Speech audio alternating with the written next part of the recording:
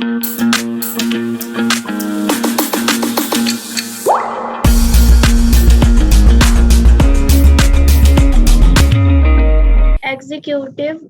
Article 52 to 78. Good evening all of you. So we were doing executive and we have done till article 72. Article 72 तक हमने discuss कर लिया था. Now we will continue with article 74 and 75. Okay, now one important thing, जैसे आपके president से related clear चीजें दे रखी हैं आपको कि ये उनकी क्वालिफिकेशन है, ये डिसक्वालिफिकेशन है, ये कंडीशंस है, ये ग्राउंड्स हो सकते हैं जिनकी बेसिस पे उनको हटाया जा सकता है, उनका इलेक्शन इस तरह से होगा, ठीक है. लेकिन प्राइम मिनिस्टर से रिलेटेड कहीं कुछ नहीं है. प्राइम मिनिस्टर से रिलेटेड आर्टिकल्स आपके कॉन्स्टिट्यूशन में नहीं है. वो दबे दबे से छुपे छुपे से आर्टिकल्स हैं. क्लियरली कुछ नहीं बताया हुआ है कि प्राइम मिनिस्टर की क्या क्वालिफिकेशन होनी चाहिए, क्या एज क्राइटेरिया होना चाहिए, या और कौन कौन से ग्राउंड्स होने चाहिए. सो क्लियर आपके कॉन्स्टिट्यूशन में कुछ भी नहीं है. Only there are certain articles like article 74, article 75, article 78. Note down article 74, 75 and 78. ये कुछ आर्टिकल्स जो हैं वो बस आपके प्राइम मिनिस्टर के बारे में बात बता रहे हैं, बट क्लियर कहीं भी कुछ भी नहीं है. यूजुअली प्राइम मिनिस्टर कौन बनता है आदित्य? किसको प्राइम मिनिस्टर बनाया जाता है? सक्षम, वंश, हम जिसके वोट ज्यादा होते हैं. किसमें वोट ज्यादा होता है? ABCD भी से करते हैं. ये कौन है ABCD? किसके यहाँ पे छोटे बच्चे पढ़ रहे हैं? यस नील, वंश, हरियाणा, चेतन. बच्चा 9th स्टैंडर्ड के बच्चों, आप इस तरह से कैसे बैठे हो? yes, मेजोरिटी जिसकी पार्टी के पास आती है. कौन सी मेजोरिटी? कहाँ पे मेजोरिटी आती है? मैम इलेक्शन से जाती है. कौन सा इलेक्शन? किसका इलेक्शन? इलेक्शन तो बहुत से होते हैं. Ma'am election of Lok Sabha. Lok Sabha तो बोलो ना, मेजोरिटी लीडर इन लोकसभा.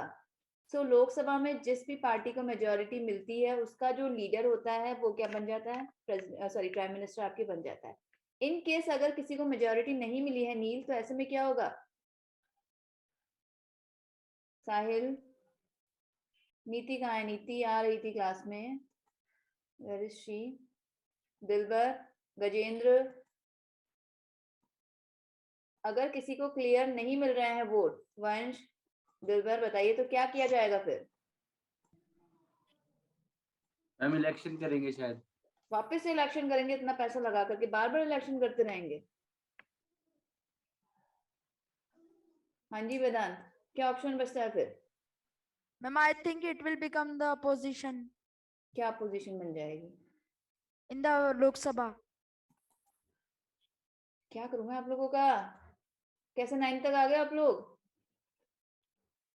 हाँ जी हरियाणा, गठबंधन की सरकार सुना है कभी word? Ma'am coalition government. Coalition government बनती है, ठीक है. पार्टीज आपस में कोएलेट करती है, गठबंधन बनाती है, फिर गठबंधन की सरकार बनती है. बट ऐसे में एक्चुअली क्या होता है, जो प्राइम मिनिस्टर होता है फिर उसके पास इतनी ज्यादा पावर नहीं होती, उसे दूसरी पार्टी के अकॉर्डिंग भी चलना होता है. बट स्टिल गठबंधन की सरकार बनती है. और इनकेस अगर कोई पार्टी अपना सपोर्ट ले लेती है तो वो सरकार गिर भी जाती है. बहुत बार इंडिया में कई बार ऐसे एग्जाम्पल्स हुए हैं कि गठबंधन की सरकार जो है कई बार बहुत ही कमजोर साबित हुई है. चलो एनी हाउ, आर्टिकल 74 नीति. कहाँ थे बच्चा आप इतनी देर से? सो इन शॉर्ट आपके जो आर्टिकल 74, 75 एंड 78 है वही बस प्राइम मिनिस्टर के बारे में थोड़ा कुछ बता रहे हैं. चलिए कंटिन्यू करते हैं. बाकी आपके कॉन्स्टिट्यूशन में कहीं भी कुछ भी नहीं है रिगार्डिंग प्राइम मिनिस्टर. हाँ जी Kangana, read the slide now. Yes, ma'am. Council of Prime Ministers to add and advise President. ठीक है. आर्टिकल 74 आपका क्या कह रहा है कि किसको सलाह करने के लिए काउंसिल होगी? किसकी बात करी जा रही है यहाँ पे? President. प्रेसिडेंट को सलाह करने के लिए, ठीक है, एडवाइस करने के लिए एक काउंसिल ऑफ मिनिस्टर्स होंगी. चलिए कंटिन्यू करिए. Article 75. Article 75 other provisions as to ministers. The Prime Minister shall be appointed by the President. अब देखो आपका क्या कह रहा है, आपका कॉन्स्टिट्यूशन क्या कह रहा है? प्राइम मिनिस्टर को कौन अपॉइंट कर रहा है? प्रेसिडेंट अपॉइंट कर रहा है. क्या प्रोसेस है, क्या है, कुछ नहीं पता. कंटिन्यू.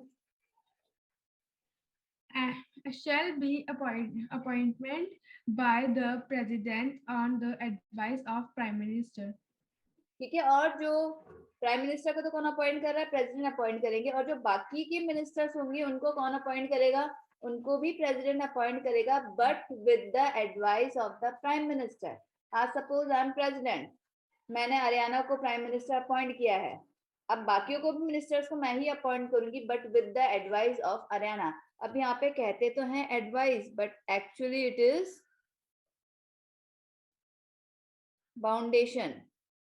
मैं बाउंड हूँ, जो हरियाणा कहेगी आई हैव टू, हरियाणा कहेगी मुझे कंगना लेना है, मुझे नीति चाहिए, मुझे वेदांत चाहिए, मुझे आदित्य चाहिए, सो मुझे उन्हीं लोगों को अपॉइंट करना पड़ेगा। ठीक है, मैं कुछ यहाँ पे नहीं कर सकती। तो यहाँ पे देखिए कॉन्स्टिट्यूशन आपका कह कुछ रहा है, हो कुछ रहा है।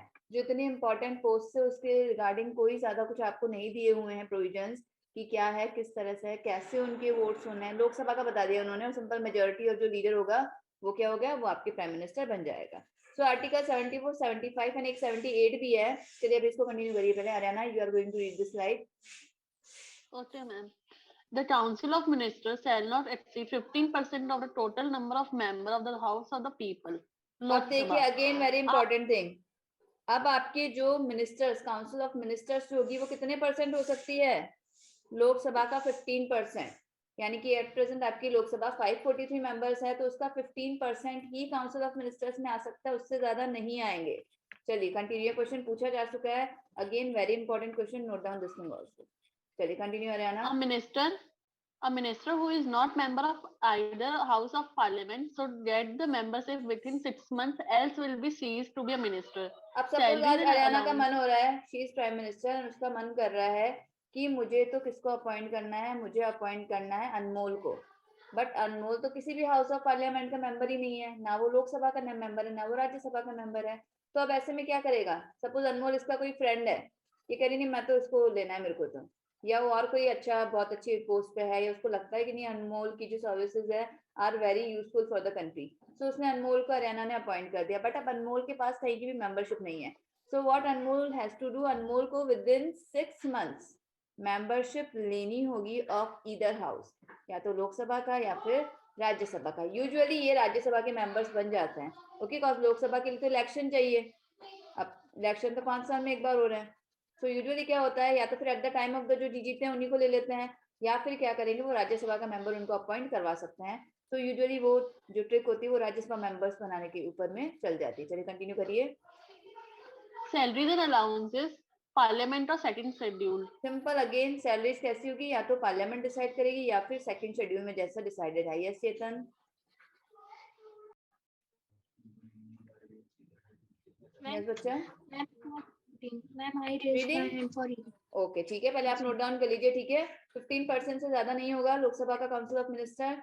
अगर कोई मेंबर नहीं है ऑफ ईदर हाउस, 6 मंथ्स के अंदर मेंबरशिप लेनी है, एल्स वो पोस्ट खत्म, उसको उस पोस्ट पे और नहीं रहने दिया जाएगा। एंड सैलरी अलाउंसेस वैसे होंगे जैसे या तो पार्लियामेंट डिसाइड करे या फिर जैसा आपके सेकंड शेड्यूल में है। चलिए आर्टिकल 76 कंटिन्यू करिए चेतन। President shall appointed qualification to appoint as SC judge at all. चेतन बच्चा, बैकग्राउंड में बहुत डिस्टरबेंस आ रहा है, सॉरी बहुत ज्यादा डिस्टरबेंस आ रहा है। चलिए सक्षम, you read this slide.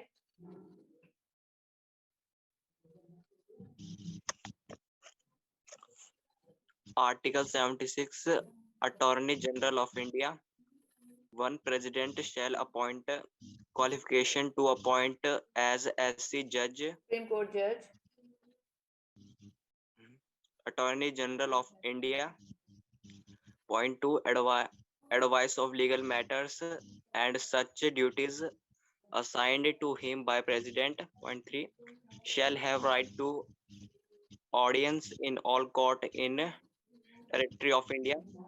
Point 4, hold his office pleasure of president, salary decided by president. Okay अब देखिए ये बहुत इंपॉर्टेंट आर्टिकल है, आर्टिकल 76। वो आपसे बस इतना पूछेंगे कि अटॉर्नी जनरल ऑफ इंडिया से रिलेटेड आर्टिकल कौन से आर्टिकल में है। या उससे रिलेटेड प्रोविजंस कौन से आर्टिकल में है, तो अटॉर्नी जनरल ऑफ इंडिया से रिलेटेड प्रोविजन कौन से आर्टिकल में, आर्टिकल 76।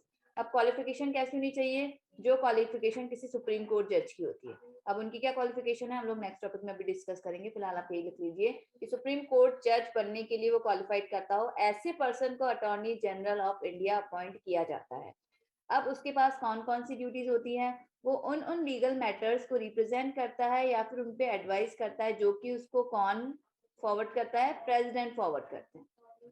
एक और इम्पॉर्टेंट चीज, ऐसा कौन सा पोस्ट है या ऐसा कौन सा ऑफिस है जो कंट्री की सारी कोर्ट्स में अपीयर हो सकता है एज एन ऑडियंस, उसको राइट है, वो किसी भी कोर्ट में जाकर के बैठ सकते हैं, तो वो कौन है, वो आपके attorney general of India he. Again very very important question, ये क्वेश्चन आपके इन एग्जाम्स में तो आता है, ऑल्सो आपके जो पीसीएस आईएएस लेवल के एग्जाम्स होते हैं वहां पे भी ये क्वेश्चन पूछे जाते हैं। नेक्स्ट, अभी अपना ऑफिस कब तक, मतलब अपना इस पोस्ट को वो कब तक बरकरार रख सकता है, जब तक कि प्रेसिडेंट चाहते हैं। दिस इज क्लियरली, ये जो पोस्ट है प्रेसिडेंट की विश के ऊपर डिपेंड करती है, बट अल्टीमेटली पीछे से कौन होता है, प्राइम मिनिस्टर एंड उनके मिनिस्टर्स होते हैं। प्रेसिडेंट की जो भी पावर है, क्लियरली सिंपल अपने माइंड में ये फिट कर लो कि वो सारा का काम पीछे से कौन करता आ रहा है, प्राइम मिनिस्टर्स एंड उनके मिनिस्टर्स करते आ रहे हैं। पूरा वीडियो देखने के लिए और लेटेस्ट एग्जाम अपडेट्स जानने के लिए डाउनलोड करें कैरियर डिफेंस स्कूल का एंड्रॉयड ऐप।